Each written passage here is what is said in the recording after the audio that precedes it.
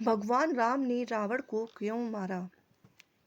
रावण के वध के पीछे सिर्फ सीता का अपहरण ही एक कारण नहीं था, बल्कि इसके पीछे कई मान्यताएं भी जुड़ी हुई हैं। पुराणों के अनुसार इसके पीछे का कारण रावण को उसके अहंकार के चलते तपस्वी कन्या द्वारा मिला एक श्राप था। यह कथा उस समय की है जब रावण को भगवान शिव की तपस्या के फलस्वरूप एक खड्ग व अन्य उपहार वरदान स्वरूप मिले थे। ये वरदान मिलने के बाद रावण का अहंकार बढ़ने लगा था।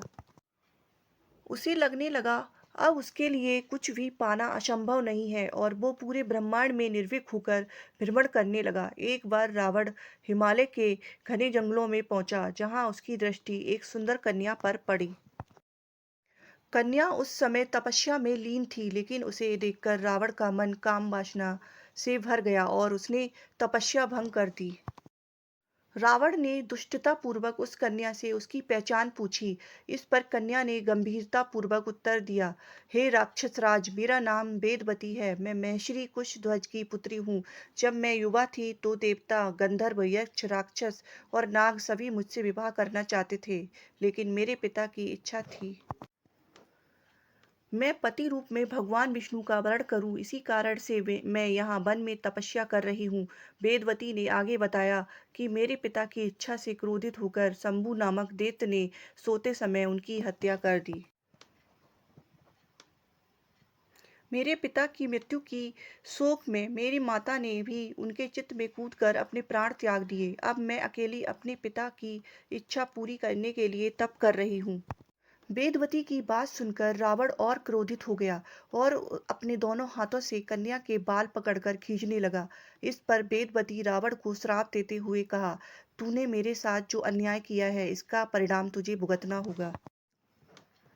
मैं अभी अग्नि में समाहित हो रही हूँ, किंतु मैं फिर से जन्म लूंगी और उस समय तेरे अंत का कारण बनूंगी।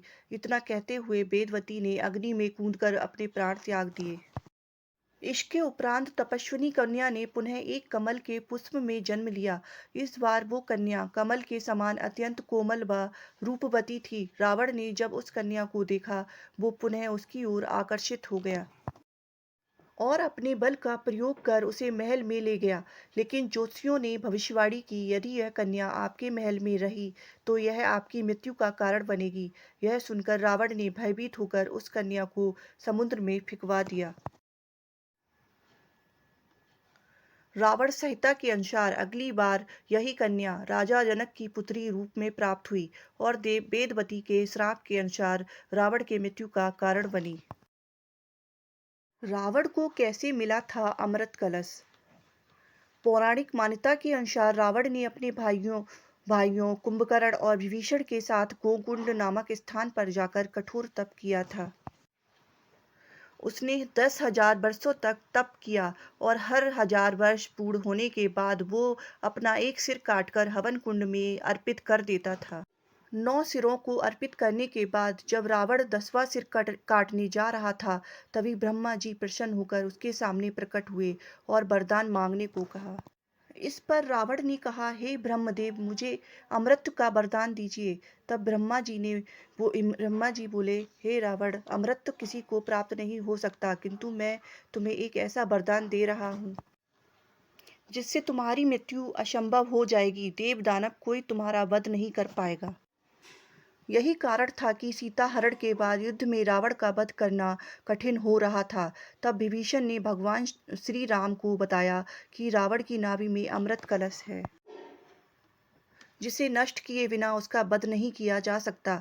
यह रहस्य जानने के बाद राम ने रावण की नाभि पर बाण मारकर अमृत कलश को नष्ट कर दिया और रावण की मृत्यु हो गई।